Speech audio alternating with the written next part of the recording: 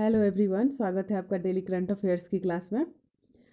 और आज का आज का पहला पॉइंट है 2030 तक। ये हम करंट अफेयर्स 12 जनवरी 2023 का कर रहे हैं।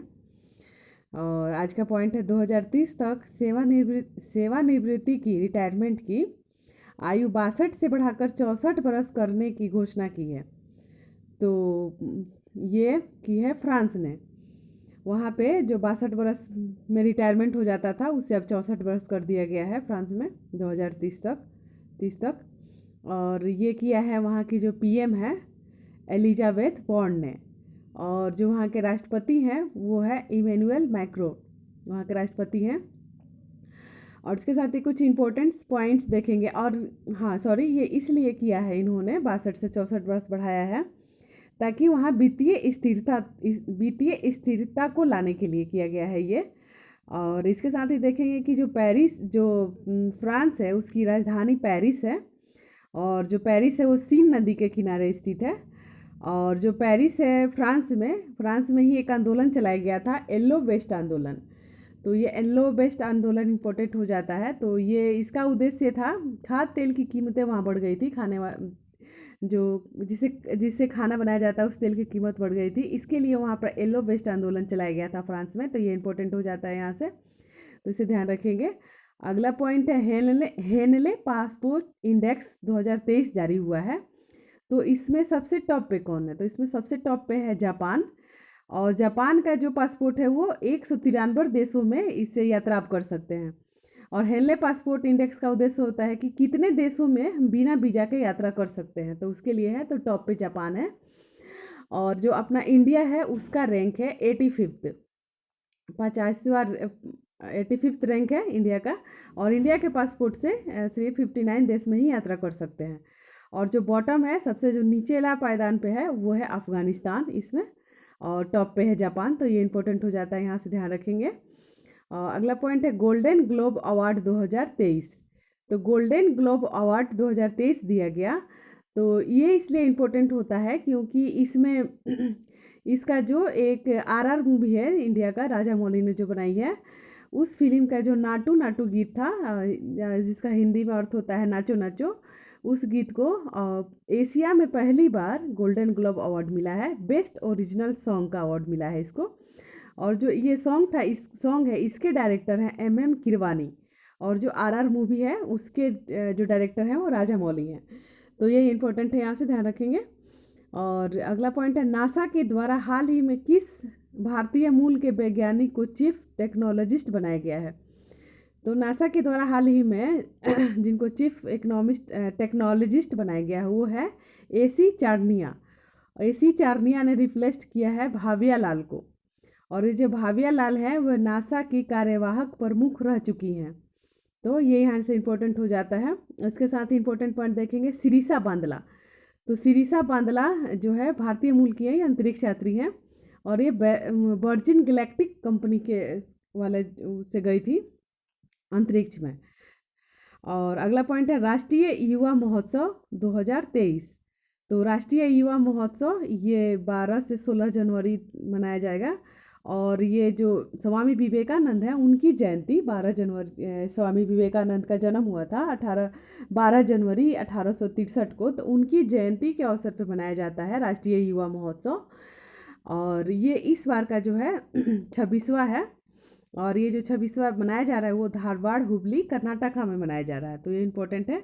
और इससे इसका जो इस बार का 2023 का थीम है, तो थीम भी ध्यान रखेंगे। थीम है विकसित युवा विकसित भारत। तो विकसित युवा विकसित भारत के साथ के थीम के साथ राष्ट्रीय युवा महोत्सव मनाया जा रहा है। इसके साथ ही इम्पोर्टेंट पॉइंट है अंतर्राष्ट्रीय युवा दिवस और हाथी दिवस कब मनाया जाता है? तो ये मनाया जाता है 12 अक्टूबर को। तो ये ध्यान रखेंगे यहाँ से। और फर्स्ट जो राष्ट्रीय युवा महोत्सव है वो कब मनाया गया था? तो वो मनाया गया था 1995 में, भोपाल MP में मनाया गया था। और जो 2022 का युवा महोत्सव था 25वां, वो पुडुचेरी में मनाया गया था। तो ये ध्यान रखेंगे कुछ इंपॉर्टेंट्स। नोवाक जोकोविच ये सर्बिया के हैं। और ये जो है 2023 का 92वां टूर खिताब इन्होंने जीता है। और ये अब तक का सर्वाधिक खिताब जीतने वाला खिलाड़ी बन गए हैं, चौथे नंबर के, वर्ल्ड के चौथे नंबर पे। और इसके साथ ही कुछ इंपॉर्टेंट पॉइंट है, सर्वाधिक ग्रैंड स्लैम किसने जीता है, तो वो जीता है राफेल नडाल ने, और राफेल नडाल स्पेन के रहने वाले हैं। और अगला है रोजर फेडरर, स्विट्जरलैंड के हैं और इन्होंने संन्यास ले लिया है, तो ये भी इंपॉर्टेंट है, इसको ध्यान रखेंगे सबको। और उसके साथ ही कुछ हम लोग देख लेते हैं कि जो ओपन वो जो ग्रैंड स्लैम हुआ था, ग्रैंड स्लैम के बारे में कुछ हम देखते हैं, जो एक साल में 4 बार होता है। उसमें 2022 में कौन किसका विजेता रहा है, तो सबसे पहला जो होता है शुरू में वो ऑस्ट्रेलिया ओपन होता है। तो ऑस्ट्रेलियन ओपन जीता था मेल में राफेल नडाल ने, और ये स्पेन से हैं। और फीमेल का एस्लेवाटी ने जीता था, ये ऑस्ट्रेलिया से है, और एस्लेवाटी ने संन्यास ले लिया है, तो भी ध्यान रखेंगे। दूसरा होता है फ्रेंच ओपन। तो फ्रेंच ओपन को जीता है राफेल नडाल ने, अगेन राफेल नडाल ने जीता है, स्पेन से है। और महिला में जीता है ईगा स्वेटेक ने, जो पोलैंड से है, तो ये ध्यान रखेंगे। और तीसरा था विंबलडन ओपन। तो विंबलडन ओपन जो होता है ये तीसरा ग्रैंड स्लैम है, और इसको जीता था नोवाक जोकोविक ने, जो सर्बिया के हैं। और जो महिला में जीता था रेवाकिना ने जीता था, जो कजाकिस्तान से है, तो ये ध्यान रखेंगे। चौथा पॉइंट है यूएस ओपन। तो यूएस ओपन का जो है वो मेल में जीता था कार्लोस अलकराज ने, ये स्पेन से है। और महिला में जीता था ईगा स्वेटेक ने।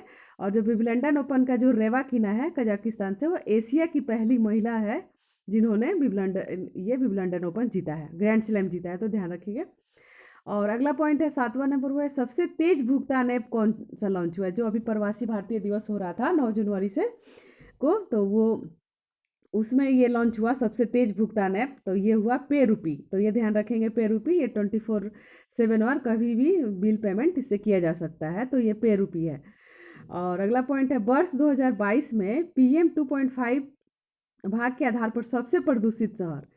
तो PM 2.5 के आधार पर जो है प्रदूषित शहर है वो दिल्ली बन गया है। और यहाँ पे 100 मिलीमीटर पर मीटर स्क्वायर जो है वो यहाँ के हवा में ये PM 2 का वो पार्टिकुलर मैटर जिसे बोला जाता है वो यहाँ पे फैला हुआ है। और कणों का आकार 2.5 माइक्रोमीटर होता है इसमें, और इसको पार्टिकुलेट मैटर कहा जाता है। इसमें कणों का आकार 2.5 माइक्रोमीटर होता है, और ये दिल्ली के हवा में पूरी तरह से फैला हुआ है। उसी तरीके से एक सुनने में आता है PM 10। तो PM 10 होता है पार्टिकुलेट मैटर 10 इसके माइक्रोमीटर का होता है। और इसमें टॉप पे है गाजियाबाद, ये भी यूपी का है। और PM 2.5 जो है वो श्वास के साथ फेफड़ों को प्रभावित करता है, तो ध्यान रखेंगे यहाँ से। और अगला पॉइंट है राष्ट्रीय मानव तस्करी जागरूकता दिवस। तो ये मनाया गया 11 जनवरी को, और ये शुरू किया गया है 2007 से। तो राष्ट्रीय मानव तस्करी जागरूकता दिवस 11 जनवरी 2007 से शुरुआत है इसकी। और जो मानव तस्करी है वो संविधान के किस आर्टिकल में है, तो ये आर्टिकल है 23। और उसके लिए एक आंदोलन चलता है मानव तस्करी रोकने के लिए, उसका नाम है ब्लू हार्ट आंदोलन।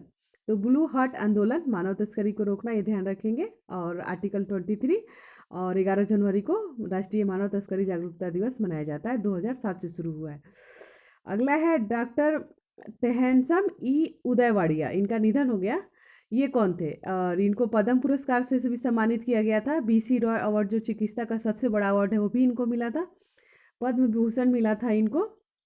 तो ये जो थे डॉक्टर टेहनसम ई उदयवाड़िया, ये लेप्रोस्कोपिक के जनक हैं, और सबसे पहला प्रयोग करने वाले लेप्रोस्कोपिक के यही है। और लेप्रोसी जो होता है, जिससे सिमिलर मिलता जुलता नाम है, लेकिन लेप्रोसी जो है कुष्ठ रोग को कहा जाता है। और लेप्रोस्कोपिक सर्जरी जो होता है वो होता है दूरबीन के द्वारा इसमें सर्जरी की जाती है, तो ये इंपॉर्टेंट है। और इसके साथ ही कुछ नेशनल था करंट अफेयर्स। अब आगे देखते हैं बिहार का करंट अफेयर्स। तो यह है मगध मेडिकल अस्पताल जो है मगध गया में, उसमें 50 बेड का क्रिटिकल केयर यूनिट बनाया जा रहा है, तो ये इंपॉर्टेंट है। और इसके ये होगा कि इसमें जो बर्न केस है, एक्सीडेंट केस है, इमरजेंसी केस है और हृदय रोग है, ये स्पेशलिस्ट यहाँ पे रहेंगे। और 50 बेडों का क्रिटिकल केयर यूनिट बनाने की घोषणा की गई है यहाँ। अगला है 15 विश्वविद्यालय को ऑनलाइन लिंक कराने का समझौता हुआ है, जिसमें 15 यूनिवर्सिटी हैं बिहार के जो ऑनलाइन लिंक इनका जुड़ेगा लाइब्रेरी का। तो ये होगा बिहार शिक्षा विभाग UGC और इम्फ्लीवेटर के साथ इसमें समझौता किया गया है।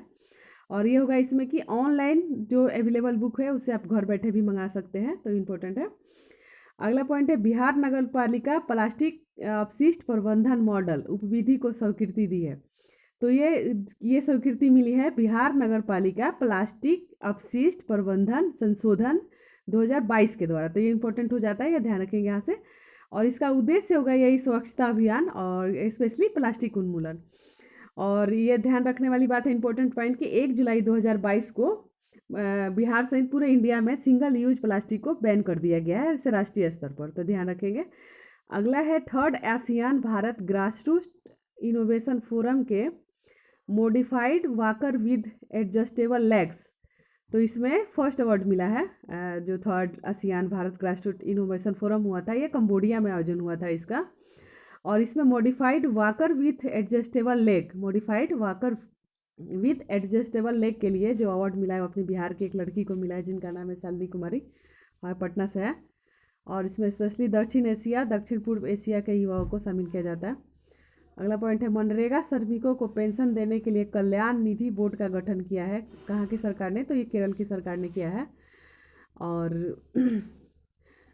ये हुआ केरल में ओटन थुलाल या थुलाल नामक गायक, और जो ये है तो यहाँ पे गायन और नृत्य होता है, ये भी केरल का ही है प्रसिद्ध। और कल्याण निधि बोर्ड बनाया है केरल सरकार ने मनरेगा श्रमिकों को पेंशन देने के लिए। अगला पॉइंट है दीपोर बिल वेटलैंड, तो ये असम का है और इसे रामसर स्थली में शामिल किया गया है। और ये इसलिए इम्पोर्टेंट हो जाता है क्योंकि 2023 में जो असम है दीपोर बिल वेटलैंड में पक्षियों की गणना करवा रहा है 2 फरवरी 2023 से, और यहाँ पे पंछियों की विविध प्रजातियों की गणना होती है। तो ये है आज का कुछ important current affairs. I hope कि आप लोग को अच्छा लगे, तो लाइक शेयर एंड सब्सक्राइब कीजिए। Thank you very much.